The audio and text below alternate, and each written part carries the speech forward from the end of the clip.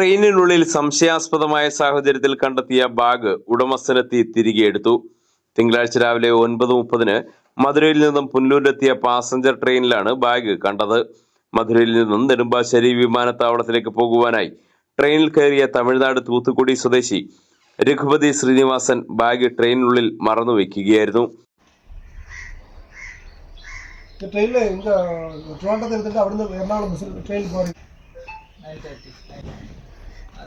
Check വന്നല്ലേ വണ്ടി ഇറങ്ങിയിട്ട് 5:30 മണിക്കാണ് ബാഗ് ഉണ്ടെങ്കിൽ ഒരു ബാഗ് മറക്കും. മറക്കത്തില്ല. 5:30 മണിക്കാണ് സാർ തൂങ്ങണേ.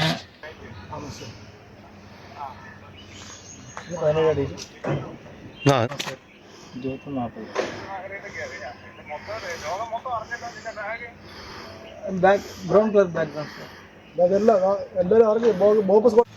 സാർ. ഹലോ. ഉടമസ്ഥനില്ലാതെ ബാഗ് ബോഗിക്കുള്ളിൽ കണ്ടതോടെ ഭീതിയിലായ യാത്രക്കാർ ഡ്യൂട്ടിയിലുണ്ടായിരുന്ന പോലീസ് ഉദ്യോഗസ്ഥരെ വിവരം അറിയിക്കുകയായിരുന്നു. തുടർന്ന് പുനലൂർ റെയിൽവേ പോലീസിന് വിവരം കൈമാറി. ട്രെയിൻ പുനലൂർ റെയിൽവേ സ്റ്റേഷനിലെത്തിയപ്പോൾ bomb squad, dog squad, bomb detection and disposal squad ഉൾപ്പെടെയുള്ളവർ ബാഗ് വിശദമായി പരിശോധിച്ചു. പരിശോധനയിൽ അസ്വാഭാവികമായി യാതൊന്നും തന്നെ കണ്ടെത്താൻ കഴിഞ്ഞില്ല. തുടർന്ന് സ്റ്റേഷനിൽ സൂക്ഷിച്ച ബാഗ് 11 മണിയോടെയാണ് ഉടമയായ രഘുപതി ശ്രീനിവാസൻ എത്തി കൈപ്പറ്റിയത്. യാത്രക്കിടയിൽ ഉറങ്ങിപ്പോയതിനാൽ ബാഗ് മറന്നുപോയതാണെന്ന് ഇയാൾ പറഞ്ഞു. യാത്രാരേഖകൾ ഉൾപ്പെടെ പരിശോധിച്ച് വിശദമായി ഉറപ്പിച്ച ശേഷമാണ് റെയിൽവേ പോലീസ് ബാഗ് വിട്ടു നൽകിയത്.